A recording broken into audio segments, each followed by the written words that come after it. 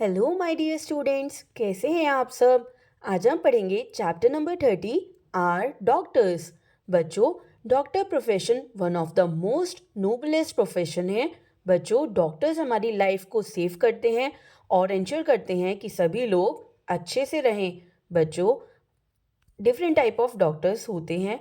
कुछ doctors medical specialist होते हैं जो एडवांस एजुकेशन लेते हैं और कुछ क्लिनिकल ट्रेनिंग में स्पेशलाइज करते हैं। चलिए, आज हम कुछ डिफरेंट टाइप ऑफ डॉक्टर्स के बारे में पढ़ेंगे। Number 1, R dash treats diseases and disorders of the nervous system.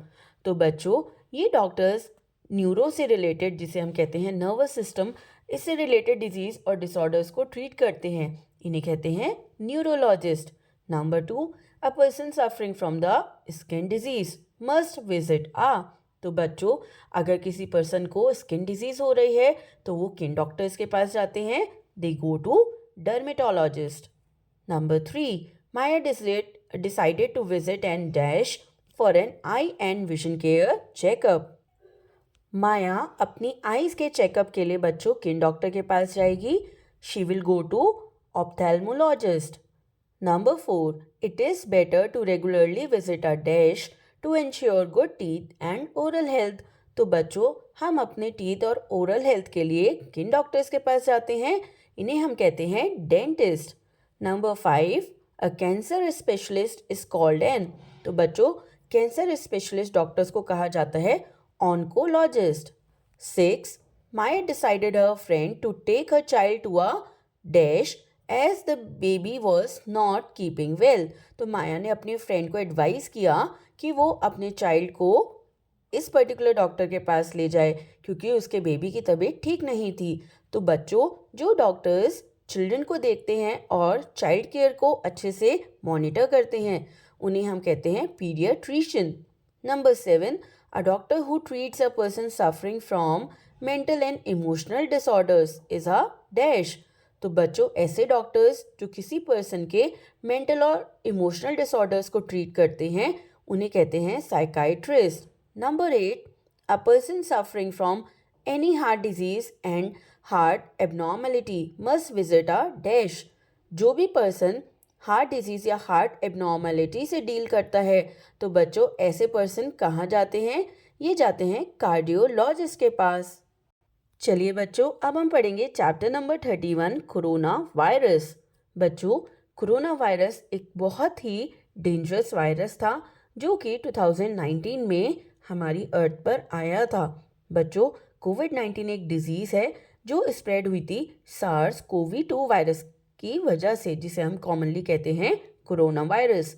बच्चों, कोविड-19 ने हमें कई सारी ऐसी चीज़ें दिखाई जो हमने आज तक नहीं जानी थी, और इनमें से हमने 2 मेन चीज़ें जो यूज़ करी थी वो थी मास्क और सैनिटाइजर्स।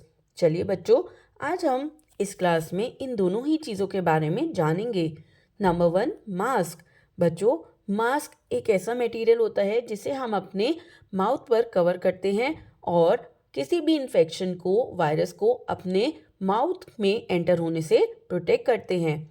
बच्चों, मास्क अलग अलग टाइप्स के अवेलेबल होते हैं मार्केट में, और ये डिफरेंट कलर्स के और मटेरियल्स के होते हैं। और बच्चों, इसी के अकॉर्डिंग इनकी इफ़ेक्टिवनेस भी अलग अलग होती है। अब हम सबसे पहले पढ़ेंगे क्लॉथ मास्क। बच्चों, ये कंफर्टेबल मास्क होते हैं जिन्हें हम घर पर भी इजीली बना सकते हैं या फिर हम इन्हें मार्केट से भी खरीद सकते हैं, और ये रीज़नेबल प्राइस के होते हैं। और मोर एक्सपेंसिव N95 मास्क के ये अच्छे ऑल्टरनेटिव होते हैं। नेक्स्ट होते हैं मेडिकल मास्क। बच्चों, जैसे कि नेम बता रहा है, ये mask usually medical professionals use करते हैं, स्पेशली जब वो कोई सर्जिकल प्रोसीजर कर रहे होते हैं। बच्चों, ये मास्क प्रिवेंट करते हैं large droplets of body fluid को एंटर होने में वाया माउथ या नोज़ के थ्रू, और इससे ये अपने आप को जर्म से प्रोटेक्ट करते हैं। N95 mask. बच्चों, N95 एक एडवांस लेवल का मास्क होता है जिसे पहनने से हम खुद को प्रोटेक्ट करते हैं from all the airborne particles और कंटेमिनेटेड बॉडी फ्लूइड। जैसे बच्चों, जब हम छींकते हैं तो हमारे मुंह से वाटर ड्रॉपलेट्स निकलती हैं जिसमें हमारी बॉडी के जर्म्स होते हैं, और इन्हीं को हम कहते हैं कंटैमिनेटेड बॉडी फ्लूइड्स। बच्चों, ये हमारी बॉडी में एंटर नहीं होती हैं अगर हम प्रॉपर तरीके से N95 मास्क को वियर करते हैं। बच्चों, ये मास्क हेल्थ केयर वर्कर्स और medical first aid responders use करते हैं।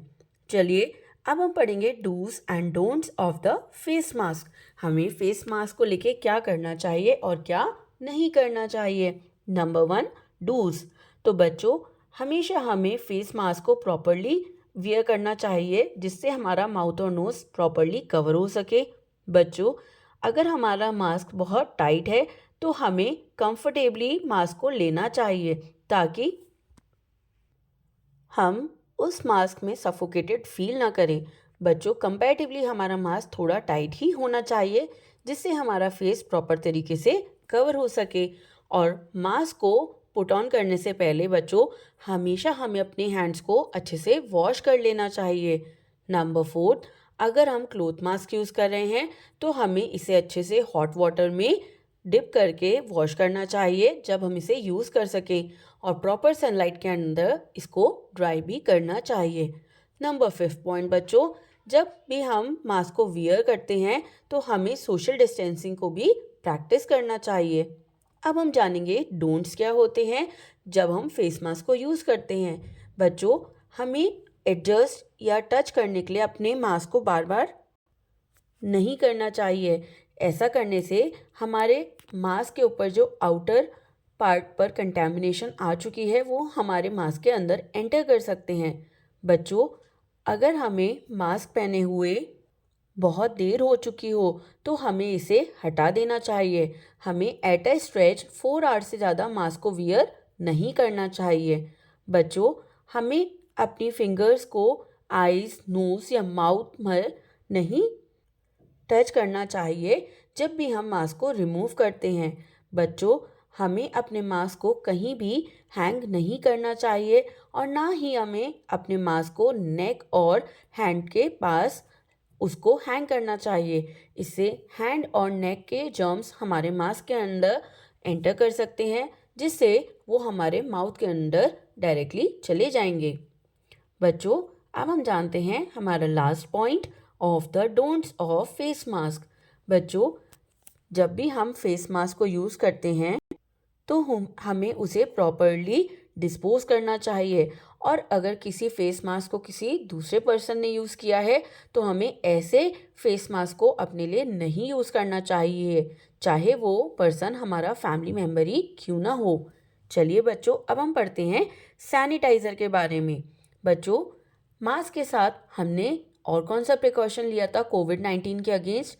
ये थे सैनिटाइज़र्स। बच्चों, सैनिटाइज़र्स एक लिक्विड जेल या फोम होते हैं जिससे हम अपने हैंड्स को क्लीन करते हैं, और ये हमारे हैंड्स या सरफेस एरिया पर सभी इन्फेक्शंस को किल कर देते हैं।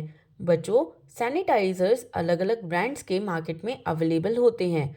हमें हमेशा ऐसा सैनिटाइज़र खरीदना चाहिए जिसमें अल्कोहल कंटेंट मोर देन 70% हो, और हमेशा एक गुड और ट्रस्टेड ब्रांड का ही सैनिटाइज़र खरीदना चाहिए। अब जानते हैं dos and don'ts of sanitizers. Number 1, dos. बच्चों, हमें अपने हैंड्स को प्रॉपरली सैनिटाइज करना चाहिए जब भी हम हाई टच सरफेस के कांटेक्ट में आते हैं जो पब्लिक स्पेसेस में होते हैं, जैसे कि toilet flush, door knobs, tables, chairs etcetera. बच्चों, सैनिटाइजर्स जिनमें अल्कोहल नहीं होता है या बहुत कम अमाउंट में होता है, ये हमारे लिए बिल्कुल भी हेल्पफुल नहीं होते हैं और हमें वायरस के अगेंस्ट कोई भी प्रोटेक्शन नहीं प्रोवाइड करते हैं। बच्चों, हमें जब भी अपने हैंड्स को सैनिटाइज करना होता है तो हमें इनफ सैनिटाइज़र को लेना चाहिए अराउंड 4 ml, जिससे हमारे हैंड्स और फिंगर्स अच्छे से कवर हो सकें, और हमें इस सैनिटाइज़र को कम से कम 20 सेकेंड्स के लिए अच्छे से रब करना चाहिए हमारे हैंड्स और फिंगर्स के बीच में, और इसे ड्राई होने के लिए छोड़ देना चाहिए। चलिए अब जानते हैं डोंट्स। बच्चों, अगर हमारे हैंड्स डर्टी या ग्रीसी हैं तो हमें सैनिटाइज़र का यूज़ नहीं करना चाहिए। ऐसे केस में हमें अपने हैंड्स को सोप और वाटर से ही वॉश करना चाहिए। नंबर 2, बच्चों, हमें कभी भी सैनिटाइज़र जब हमारे हाथ में होता है और हमारे हैंड्स वेट होते हैं उसको वाइप नहीं करना चाहिए, क्योंकि सैनिटाइज़र्स तभी इफ़ेक्टिव होते हैं जब वो ड्राई हो जाते हैं। नेक्स्ट, बच्चों, हमें सैनिटाइज़र्स का बहुत ज़्यादा यूज़ नहीं करना चाहिए, क्योंकि ये हमारी स्किन के लिए बैड हो सकते हैं, क्योंकि इनमें केमिकल्स होते हैं। और बच्चों, हमें कभी भी फ्रूट्स और वेजिटेबल्स को क्लीन करने के लिए सैनिटाइज़र्स का यूज़ नहीं करना चाहिए। आई होप आपको ये चैप्टर अच्छे से समझ आया होगा। Thank you.